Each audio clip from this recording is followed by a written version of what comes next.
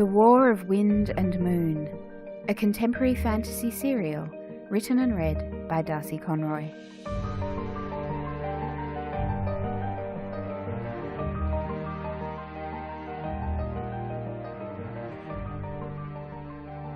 Season 1, Chapter 9. Mia squeezed her eyes closed, but pain and swelling forced them open. Instead, she focused on the bloody towel she was holding to her nose, counted to 3, then raised her gaze to the ceiling again. The glimmering creature was still there, staring down at her with its lidless eyes atop its beach ball belly, occasionally switching its gaze to her mother on the bed below, but quickly returning it to Mia still lying on the floor. It looked so real. It wasn't solid. She could see the roof meeting the top of the wall through its body. But still. She closed her eyes again, gently this time, and willed away the sense of its presence. Sane people did not see imaginary monsters. "Mia?" Her mother's voice, too close. She opened her eyes to find Patricia kneeling in front of her, reaching for the towel. Mia recoiled. "Don't be childish, Mia. I need to see if your nose is broken." But Mia was more concerned about her eyes. She blinked, twice. Still, her view of her mother's face was distorted by thousands of tiny yellow flashes of light dancing in the air between them. Patricia reached toward Mia's face again. Again Mia flinched. "Don't!" Mia's voice was muffled by the towel over her face, but her mother had heard her. Patricia's eyes widened. The lights dancing in Mia's vision became orange, then red. Fear swelled in Mia's chest. Time seemed to slow. Each heartbeat an explosion juddering her ribcage. The flickering of the red lights, too, slowed. Behind them, Patricia's lips parted, her chest expanded, drawing a breath to speak. Her fingers curled into the palms of her hands, tightening into fists. "Leave me alone!" Half whimper, half shriek, the words bypassed Mia's brain, her lips and vocal cords driven by fear. "Please, just leave me alone!" Whatever Patricia had planned to say, she swallowed it. Her fists dropped to her sides, and her fingers softened, as did her expression. Where there had been rage, now there was confusion. Frowning, she looked into Mia's eyes for a long moment, then nodded, got to her feet, and left the room. And then the flat. At least, it had sounded like she'd left the flat. Her footsteps had padded away from Mia's bedroom, then the front door had opened and closed, and now there was silence. A knock at the window made Mia jump. Time snapped back, accelerating her heart into a violent frenzy. "Mia!" Tuck's voice through the glass. "Mia, are you okay?" She began to raise her head, but remembered the state of her face and kept it down. "I'm fine, Tuck." "I don't think you are. Let me in." "I said I'm fine." "I can see the blood, Mia, and your mum just wandered out of the driveway in her pajamas. If you don't let me in, I'm calling the police." That was the last thing she needed, not until she'd worked out what she wanted to do. She nodded, and his shadow disappeared from the window. It was only then that she realized the red lights had cleared from her eyes, and the creature was gone. Relief surged through her chest. She caught her breath, and her heartbeat began to slow. The familiar exhaustion that set in after a panic attack began. Was that all it was? The lights, the creature, hallucinations brought on by a panic attack? Tuck was already banging on the front door. She had to handle him and then work out what to do when her mother returned. Still breathing hard, she leaned against the wall to push herself to her feet. As she made her way to the front door, she risked pulling the towel from her nose and was relieved to find the bleeding had stopped. The pain wasn't so bad anymore either. If Tuck hadn't seen her mother hit her, perhaps he'd believe she'd just had a nosebleed. "Mia!" Tuck called again, thumping the door. Mia opened it. Tuck gaped at her. "Oh my God, Mia, did your mum do that?" Mia could only gape back, but she wasn't looking at Tuck. Hovering in the air behind him, jostling for position, were hundreds of pairs of glittering lidless eyes atop shriveled, dangling bodies, with tiny hands reaching for her. They swarmed through the door, surrounding Mia, hissing and sighing as their bodies began to inflate. Mia blacked out.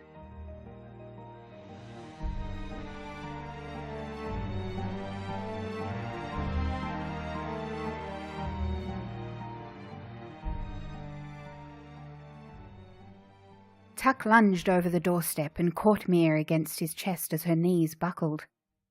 "Mia?" No response. He adjusted his arms and tightened them to stop her determined slide toward the floor. "Mia!" He tried again, louder this time, but still there was no response. Her breathing was ragged through her bloodied nose, so he didn't have to check for that, or perform CPR. Just handle the unconsciousness. What did the St. John's Ambos say about unconsciousness? Come on, Tuck, think. Every year he did the first aid class. That was the only reason his mother allowed him to take ninjutsu at the community centre, and the one time he needed it. Recovery position, that was next. After breathing, recovery position. With one foot either side of her legs, he bent over and walked into her flat, lowering her beneath him, careful not to let her head drop at the last moment.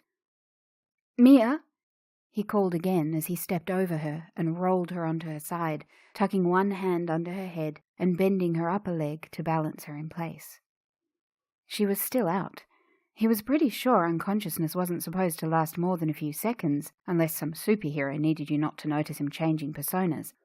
Getting onto his knees beside her, he patted her cheeks and shook her shoulders. "Come on, Mia, please wake up." At last her eyes fluttered open. "Hey," he said gently. "Can you hear me? Do you know where you are?" She frowned, but nodded at his knees. "You were unconscious for a while," he said. "I think I should call an ambulance." She shook her head and tried to get up, rolling onto her back. Then she screamed.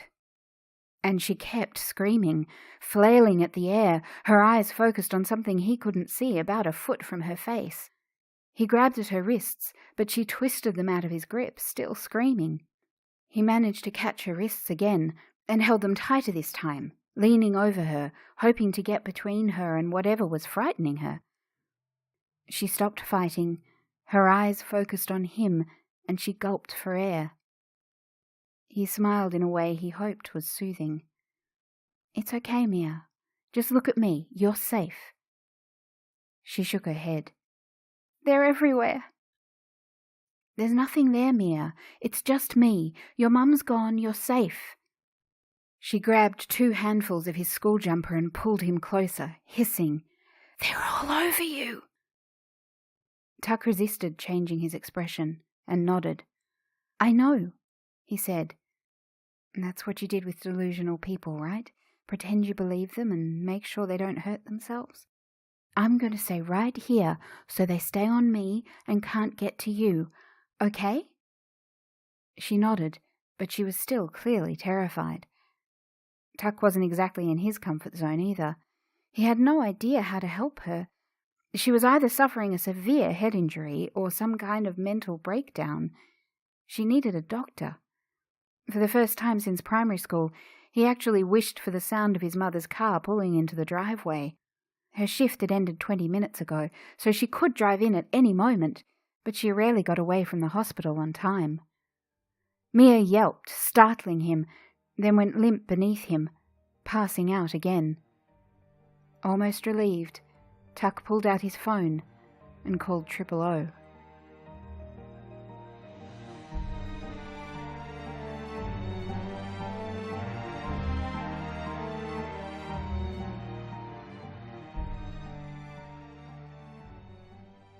Exhausted and heartsore, Rios made his way to the changing room near the entrance to the Hall of Shadows.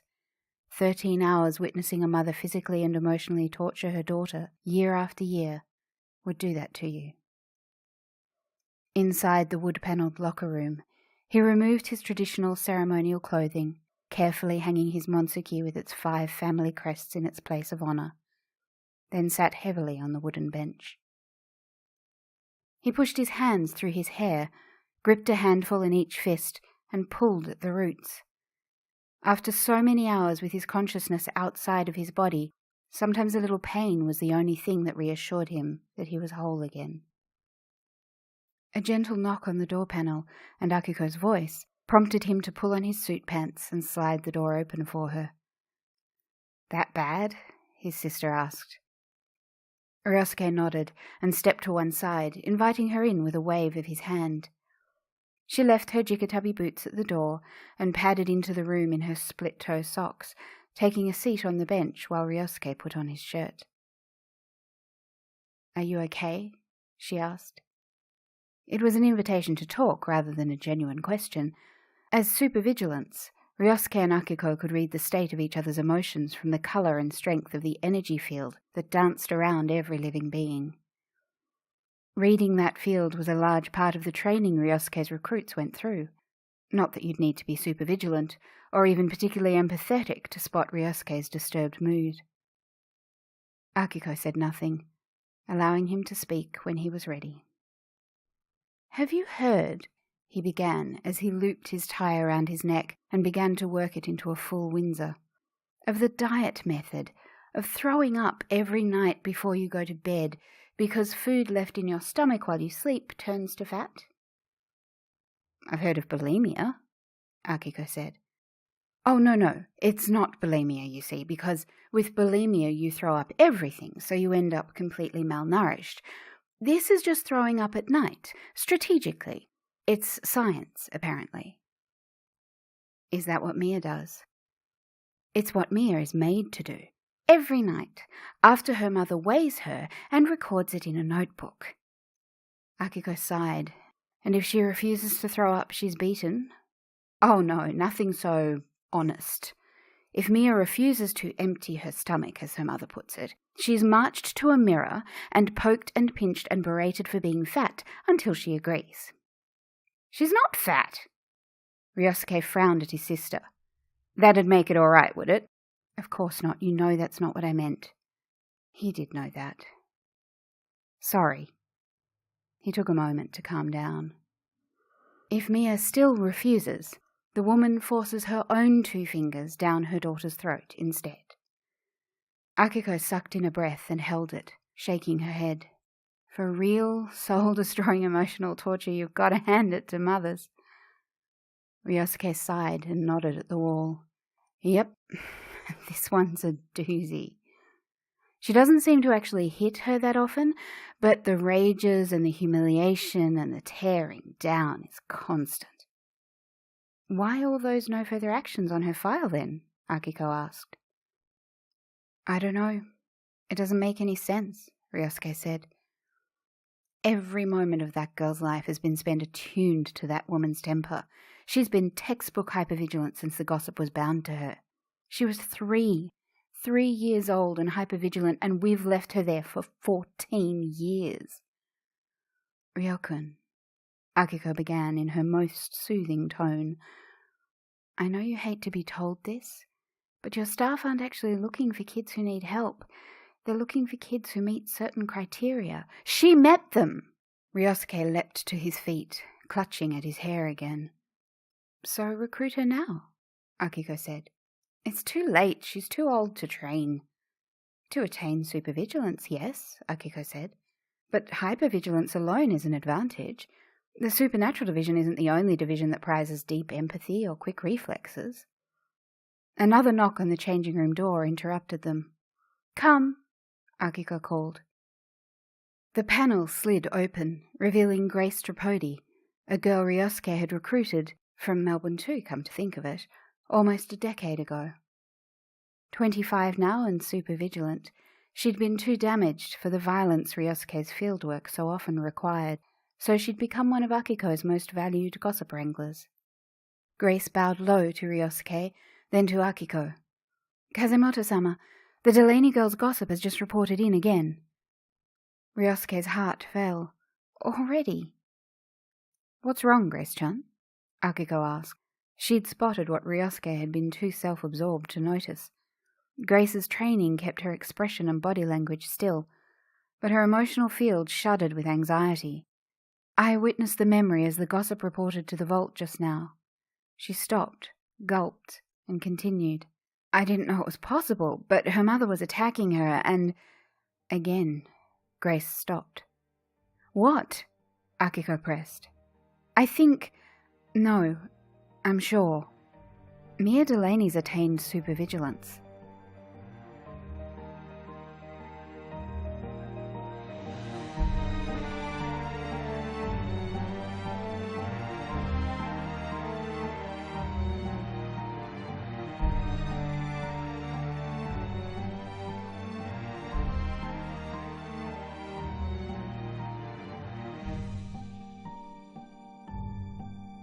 That was Chapter 9 of Season 1 of The War of Wind and Moon, written and read by Darcy Conroy. I hope you enjoyed it. Some of you have sweetly and politely let me know that you've noticed that my intention to post weekly seems to have gone out the window, and it's true. I found that I just can't bring myself to publish a chapter I'm not happy with, not to mention it wasn't fair asking my beta readers and proofer to keep up that pace, though they never once complained. So Chapter 10 will follow as soon as I'm proud of it. If you'd like to receive an email to let you know when that happens, go to tinyletter.com/DarcyConroy to subscribe. Find out more about me and my work, including my debut contemporary thriller As Long as She Lives, which was published last year, at narrativedisorder.com. Once again, thank you for listening.